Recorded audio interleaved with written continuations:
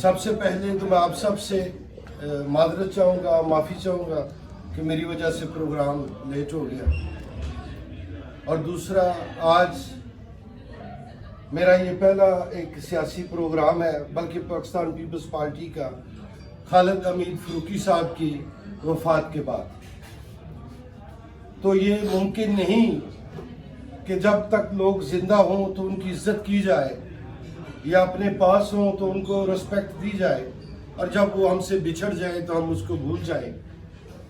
ہم اگر مہران، پنجاب، سرحد، بلوچستان، کشمیر، بلکہ ملت اسلامیہ کے بھٹو کی بات کرتے ہیں تو ہمیں خالد حمید فروکی صاحب جو کراچی کا بھٹو تھا اس کو کبھی نہیں بھولنا چاہیے. اور میں ان کی شرافت، دیانت اور جو ان کے اندر جذبہ تھا جدوجہد کا، ظلم کے خلاف، جبر کے خلاف، چاہے وہ فوجی ڈکٹیٹر ہوں، چاہے وہ سویلین ڈکٹیٹر ہوں، وہ ان کے خلاف لڑتے تھے، اور لڑتے لڑتے اس دنیا سے وہ رخصت ہو گئے ہیں. ہم انہیں انتہائی خلوص نیت سے خراج عقیدت پیش کرتے ہیں، اور اللہ رب ذوالجلال سے یہ دعا کرتے ہیں کہ اللہ تعالیٰ انہیں جنت الفردوس میں اعلیٰ مقام عطا فرمائے. بھٹو صاحب کی ذات پہ بہت باتیں ہو گئیں، میں صرف 2 باتیں کرنا چاہوں گا. ایک بات، وہ بھی 2 باتیں ایسی کہ میرے بھائیوں نے مجھے امتحان میں ڈال دیا ہے. ہمارے انتہائی محترم بزرگ دوست پہلے تشریف لائے ہوئے کہا جی ہم آپس میں اختلاف ختم کرو. پاکستان پیپلز پارٹی میں کوئی اختلاف نہیں ہے، نہ یہاں پہ ہے نہ پاکستان میں ہے. اس کا یہی حسن ہے کہ اختلاف رائے ہے، اور اختلاف رائے ہی جمہوریت ہے. اور پاکستان پیپلز پارٹی اگر بیلجیم کی وہ بات کر رہے ہیں تو یہاں پہ کوئی اختلاف نہیں ہے. آج تک ہم بھٹو صاحب کے یہاں پہ ہم کرتے کیا ہے؟ ہم نے کون سا بھی ڈکٹیٹر کے خلاف موومنٹ شروع کی ہوئی ہے کہ ہم بکھرے ہوئے ہیں؟ 4 ٹوٹل ہمارے پروگرام ہوتے ہیں. تو آج جس طرح ملک صاحب نے سب کو بلایا مشورے سے، میرے ساتھ انہوں نے مشورہ کیا، ان کی شفقت ہے، میں نے کہا یہاں پہ کر لے، تو بہت مہربانی ان کی. جب یہ نہیں ہوتے تو شیخ صاحب ہوتے ہیں، چودھری صاحب ہوتے ہیں جو ہماری سرپرستی کرتے ہیں، حاجی وسیم اختر صاحب وہ اس وقت یہاں پہ نہیں ہیں، ان کا ذکر نہ کرنا بھی ایک بے ایمانی اور منافقت ہوگی. تو وہ ہوتے ہیں، وہ یہاں پہ سارے پروگرام ہوتے ہیں. جب ڈکٹیٹر ہوتا ہے تو پیپلز پارٹی ہی واحد جماعت ہے جو رقص کرتے ہوئے بازاروں میں آ جاتی ہے، جو لڑتی ہے، چاہے وہ سویلین گورنمنٹ ہو، انداز ڈکٹیٹر کا ہو، چاہے وہ وردی پہننے والا ڈکٹیٹر ہو. فوج، یہ سوال چھوڑ دیا میرے لیے میرے دوستوں نے. جب میں بھی نوجوان تھا نا تو میں بھی خوشہ گندم کو جلانے کی بات کرتا تھا، لیکن آپ چاہتا ہوں کہ وہ خوشہ گندم بچا رہے، میرے نہیں تو کسی اور کے تو کام آ جائے. اٹھو کہ میری دنیا کے غریبوں کو جگا دو، کاہے عمرا کے در و دیوار ہلا دو.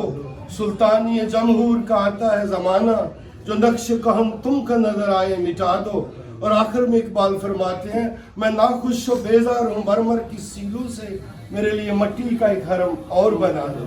وہ اور فلسفہ تھا، وہ اور بات تھی، اقبال کا ویژن اور تھا.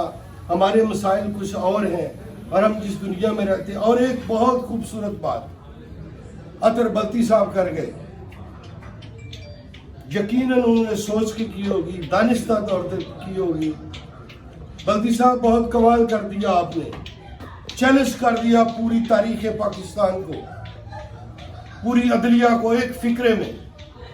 آپ نے کہہ دیا، دوسروں کو نکالتے تھے، کہتے تھے کرپشن ہو گئی، ظلم ہو گیا، پولیٹیکل وکٹمائزیشن ہوگی اس لیے نکال دیا، معیشت چلی گی اس لیے نکال دیا.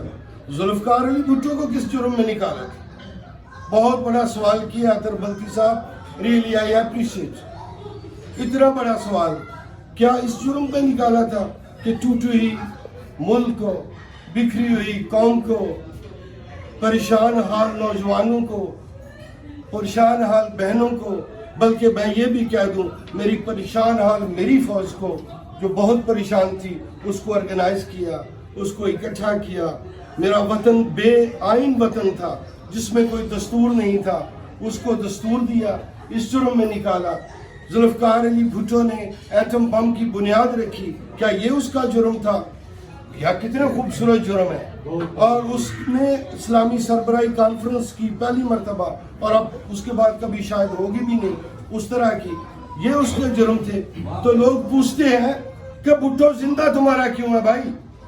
سوال یہ بہت بڑا سوال ہے کہ وہ 45 سال ہو گئے، بھٹو صاحب تو اس دنیا میں نہیں ہے، آپ بھوکے بھی مرتے ہو، کپڑا پہننے کو نہیں ہے، سفر کرنے کے لیے کنوینس نہیں ہے، سندھ میں غربت ہے، پنجاب میں غربت ہے، تو آپ بھٹو کو کیوں یاد کرتے ہو؟ پھر وہ کیوں زندہ ہے؟ کمال کا یہ سوال ہے، اور اس کا کمال یہ جواب ہے، بھٹو اس لیے زندہ ہے کہ اس نے اجڑی ہوئی قوم کو پھر سہارا دیا۔ بھٹو اس لیے زندہ ہے جس ملک کو آئین نہیں ملا اس ملک کو آئین دیا۔ بھٹو اس لیے زندہ ہے کہ اس نے پاکستان کو ناقابل تسخیر بنا دیا۔ بھٹو اس لیے زندہ ہے کہ آج جب ہم سوئے ہوتے ہیں ہمیں غم نہیں کہ ہماری بہادر، غدار، غیور، دلبر، دلاور فوجی جو ہمارے بھائی ہیں، جو ہمارے رشتہ دار ہیں، ہم سب پاکستانیوں کے وہ رشتہ دار ہیں، ان میں میرے بھائی بھی ہوں گے، میرے بیٹے بھی ہوں گے، آپ میں سے دوستوں کے بھی بھائی بہن بھی، وہ پاکستانی ہیں نا جی، اسرائیل سے تو نہیں آئے، ہندوستان سے تو نہیں آئے، وہ سب پاکستان کی حفاظت کرتے ہیں، اور ساتھ یہ بھی کہتے ہیں اور ساڑھے نال چھڑے ہوئے تو ساڑھے کو بمب بھی ہے۔ بھائی بھٹو اس لیے زندہ ہے، وہ بمب دے گیا آپ کو جس نے آپ کی نیند دوبارہ کر دی ہے، آپ خواب خرگوش میں سوتے ہیں، تب اس لیے بھٹو زندہ ہے۔ جب عدالتوں میں جاتے ہیں، آئین کی بات کرتے ہیں، تو بھٹو زندہ ہوتا ہے۔ اور مزے کی یہ بات تو ہے کہ جو مخالف کرے، بھٹو تو اس لیے زندہ ہے کہ پیپلز پارٹی والے نہیں کہہ رہے کہ بھٹو صاحب زندہ ہے، وہ تو نواز شریف کہہ رہے ہیں کہ بھٹو کے ساتھ ظلم ہوا، وہ تو جنرل حمید گل کہہ رہے ہیں کہ بھٹو کے ساتھ ظلم ہوا، وہ تو اسلم بیگ کہہ رہا ہے، مرزا اسلم بیگ کا انٹرویو وسیم بدامی کے ساتھ آپ نکال کے گوگل پہ جا کے دیکھ لیں، وہ کہہ رہے ہیں کہ بھٹو زندہ ہے۔ ہم کہتے تھے کہ نہیں وہ منافق ہے ضیاء، لوگ مانتے نہیں تھے۔ اسلم بیگ کہہ رہا ہے کہ اس نے خانہ کعبہ میں بیٹھ کر شاہ خالد کے ساتھ اور یاسر عرفات کے ساتھ کعبہ میں وعدہ کیا کہ میں بھٹو کے ساتھ کوئی زیادتی نہیں کروں گا۔ آپ کہہ رہے ہیں وہ اچھا آدمی ہے، میں چھوڑ دوں گا، اس سے بڑا کوئی منافق ہوگا؟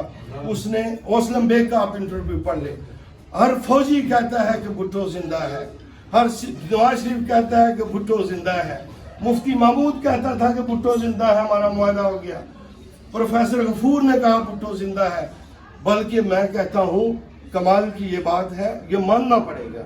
ابھی ایک میرے بھائی نے ایک سخت لفظ استعمال کیا، وہ نہیں کرنا چاہیے تھا، کہ اس دور کے جو اپنے آپ کو وکٹم کہتے ہیں، جو میں نہیں سمجھتا کہ وہ وکٹم اس لیے ہیں جو وہ کلیم کرتے ہیں، میں ان کے کلیم کو نہیں ایکسیپٹ کرتا، وہ کہتا ہے کہ بھٹو زندہ ہے۔ عمران خان، مجھے اس میں شرم والی کوئی بات نہیں ہے، تحریک انصاف کا چیئرمین، یقیناً ان کی پولیٹیکل سٹرگل ہے، تو وہ کہہ رہے ہیں کہ بھٹو زندہ ہے۔ بھائی زندگی اسی کا نام ہے کہ مر جانے کے بعد اس کو کوئی یاد رکھے، اور پھر بھٹو اس لیے بھی زندہ ہے، وہ قافلہ حسین ابن علی کا ایک کارکن تھا، اس نے پوری دنیا کو چیلنج کیا۔